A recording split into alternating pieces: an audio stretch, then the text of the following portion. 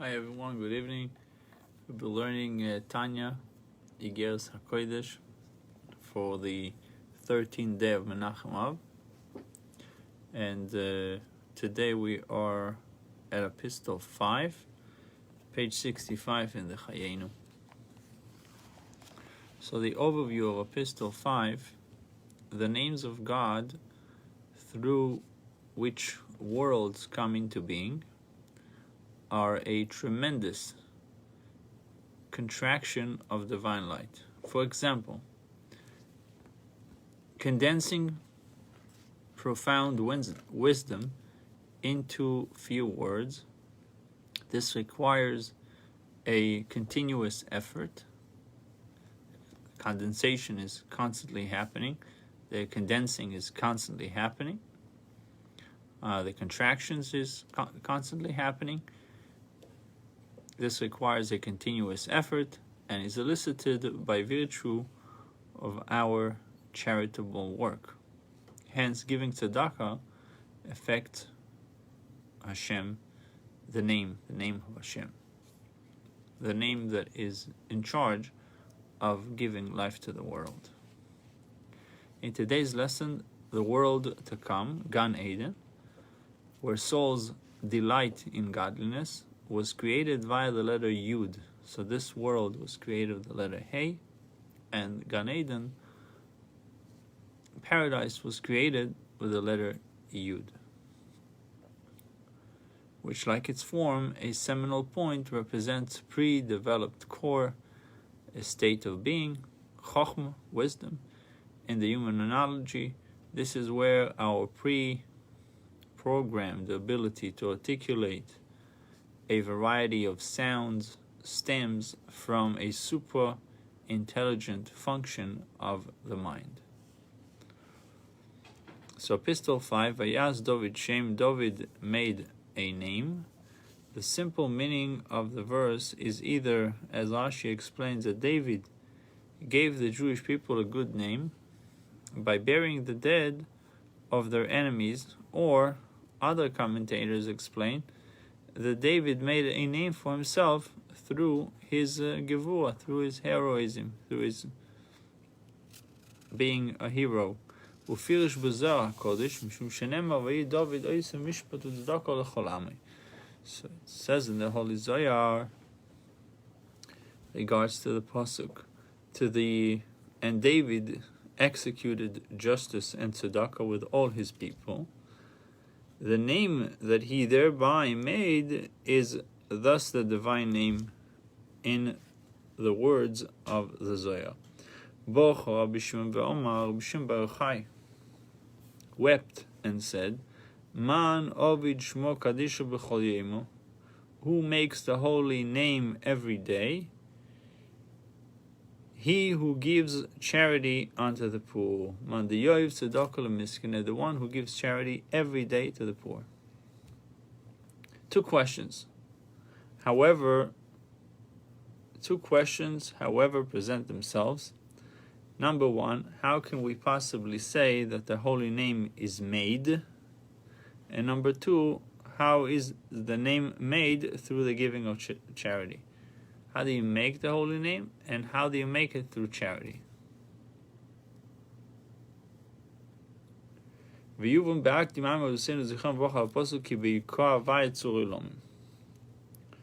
a pasuk in Isaiah 26:4. This may be understood in the light of the comment of our sages of blessed memory on the pasuk for the divine name that is composed of the letters Yud and Hey. God is strength. God is the strength of the world. The Hebrew word here translated strength, tzur, rock, kivekor Hashem tzur ilom, whose root letters imply an additional meaning, namely, in this context, by means of the divine name that is composed of the letters Yud and Hey, God formed or created the world. The letter Hey, this world was created, and with the letter Yud, the higher worlds were created. Gan Eden, heaven was created. In what respect is this world connected with the letter Hey and the world to come with the letter Yud?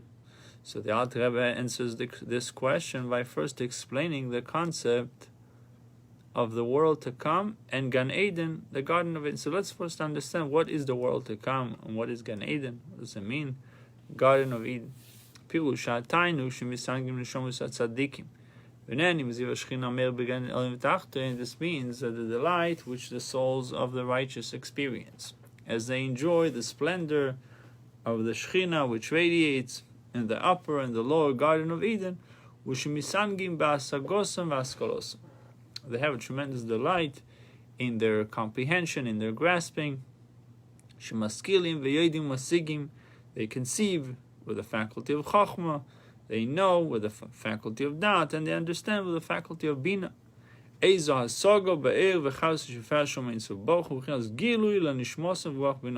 degree of apprehension of the light and vitality which effuses there in a revealed manner from the blessed Ein Sof unto the soul and the spirit of understanding. A spiritual life force finds its way down into this world in so concealed a manner that all we know of it is the mere fact of its existence. Yedias hametzius. We know that it exists. That's it. In Gan Eden, by contrast, the spiritual life force issues forth in such a manner that its very essence is apprehended. Asogas hamohus. So what we have here is knowing the fact that it's there. We don't know exactly what it is. What is spiritual life force? How it's manifested? What exactly is it? But in the higher worlds, in Gan Eden, they have a soga samahus. They know what it is. They know the substance of it. And that obviously associated with a tremendous delight. The fact that they know it. So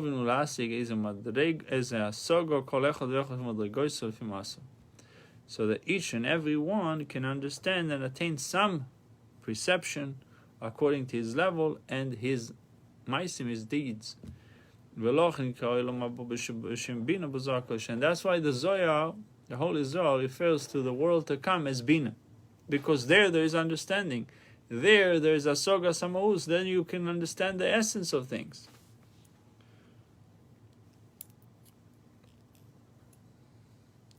For that world is permeated by the light of the sphere of Bina, which enables souls to apprehend and understand godliness. This flow issues from the plane of supernal Chochmah, which is the source of the conception and apprehension known as Bina. Chochmah is the initial intuitive seminal flash of perception. Bina is the process of mental gestation and that systematically develops and expands that inspiration into comprehensive understanding. So we have Chochmah and we have Bina. Again, Bina is the initial, intuitive, seminal flash of perception. Boa Kamavrik, the flash of perception. Bina is the process of mental gestation. It systematically develops and expands that inspiration into comprehensive understanding. Now, for Chochmah is the primordial stage of the intellect, before apprehension and understanding become manifest. Rather, Chochmah at this stage is still in a state of obscurity and concealment. So the Alter Rebbe is speaking here of the particular level of Chochmah that transcends intellect and comprehension. It differs from the more external level of Chochmah, which is the germ of intellect and is already illumined by it, though it too is yet the unparticularized seminal point of a concept which is still to be analyzed and comprehended by the faculty of Bina. Preceding this, the primordial level of Chokhmah discussed here utterly transcends revealed intellect. It is still obscure. Rak sheme'at mizeir mizeir shom shefer v'nimshach mishom levichinas bina. This is associated with the Haftarah. It says zeir shom. Except for some minuscule measure that here and there flows forth and issues from it to the faculty of Bina. The dual form of the biblical idiom borrowed here implies that the delight of this primordial level of Chokhmah undergoes two distinct stages of tzimtzum, or self-contraction. The first stage limits this light. The second attenuates it so that it is able to descend it is able to descend into Bina, making it possible for a soul to understand and apprehend a concept which is intrinsically concealed. This higher form of supernal intellect is the radiance of the Shekhinah, a ray of God's infinitude that illuminates Gan Eden. Ordinarily, no created being, even a soul of such stature that it inhabits the upper Gan Eden, could possibly fathom this degree of intellect. In order for it to be understood by mortal men's soul, it must undergo the twofold descent mentioned above. Nonetheless, even after this descent, it still pertains to the very essence, the mahus of godliness that is comprehended by the soul in Gan Eden. In the Holy Zohar, therefore, Chokhmah is referred to as the dot in the palace. Chokhmah is the dot. Chokhmah is the dot or point of intellect that illumines the palace of Bina.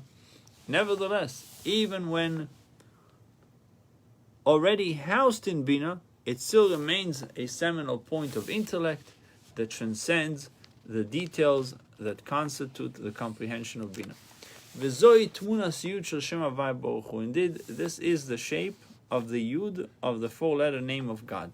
The letter Yud is shaped like a point, alluding to the Sphira of Chokhmah, which is a mere point, Venikra Eden. Asher olav nemar, Ain lo yiro. So Chokhmah is also referred to as Eden, of which it is said, no eye has beheld it. It is a kind of illumination that transcends and defies comprehension. Venikro Abba Yosad Bart. Moreover, Chokhmah is referred to as the father who founded the daughter. Chokhmah is the father or source of the letters of speech, which are called the daughter, the level of Malchus. One might have expected the letters of speech to derive from the emotive faculties or from Bina, for surely a person articulates letters of speech when he seeks to express an emotion or to speak of an idea that he has comprehended. The Alter Rebbe, however, now goes on to explain that the letters of speech in fact derive from Chokhmah, which transcends comprehension. This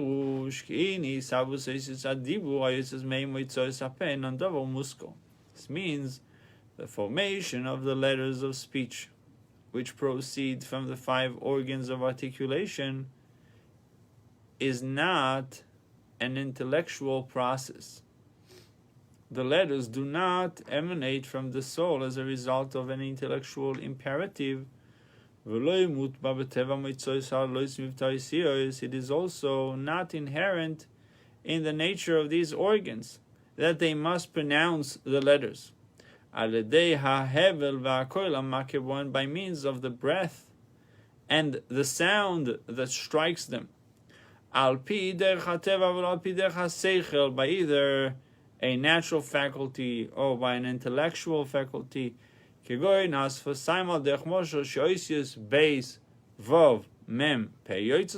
the lips, for example, by means which the letters base, vav, mem, and pei are uttered. Since the lips are the most visible of the organs of speech, the Alter Rebbe chooses for his example the letters which they form.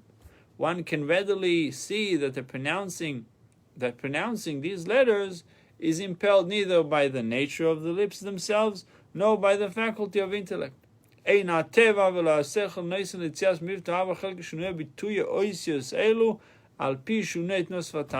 nature nor the intellect compels the utterance of the four varying types of pronunciation of these letters in accordance with variations in the movement of the lips.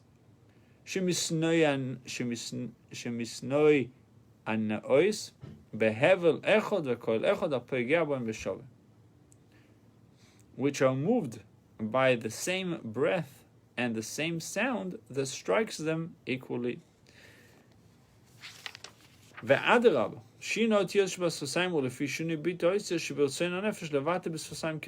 contrary, the change in the movement of the lips depends on the difference in pronunciation of the letters of the soul wishes to utter by means of the lips. Always base, is vav, or mem, or pei, when it desires to pronounce the little base, or vav, or mem, or pei.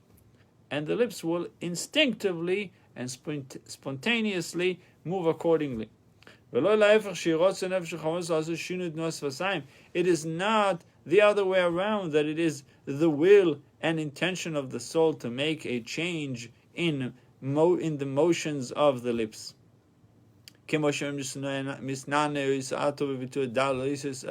As they are moving now in the utterance of these four letters. And is empirically evident, the soul does not at all intend to know how to intend the change in the motions of the lips, which articulate those distinctions between the various letters. And this is even more evident with the pronunciation of the vowels. For when the soul wishes to utter the kamatz vowel, the lips spontaneously become compressed. And with patach vowel, the lips open of their own accord, and not at all because of the will of the soul to compress or to open. There's no need to go any further into a matter which is simple, comprehensible, intelligible to every intelligent person. Namely, that the pronunciation of the letters and vowels transcend the apprehended and comprehended intellect, but rather derives from the hidden intellect and primordial stage of the intellect, which is in the articulate's soul. And this is why an infant cannot speak, even though it understands everything. For speech does not result from revealed and apprehended intellect, but from the more rarefied, hidden intellect, which in the infant has yet to be developed. We thus see that the letters of speech derive from Chokhmah. This then is the meaning of the father who founded the daughter. Chokhmah is the father or source of the letters of speech, which are called the daughters or the Sphira of Malchus. The takeaway from today's Tanya: in the Garden of Eden, there is a revelation of God, but not merely a revelation, but an understanding and appreciation for Him. However, the revelation apprehension correspond to the good deeds you do in this world. So the level of your comprehension in the world to come is associated or correlated directly to your actions in this world. Bruchim to you.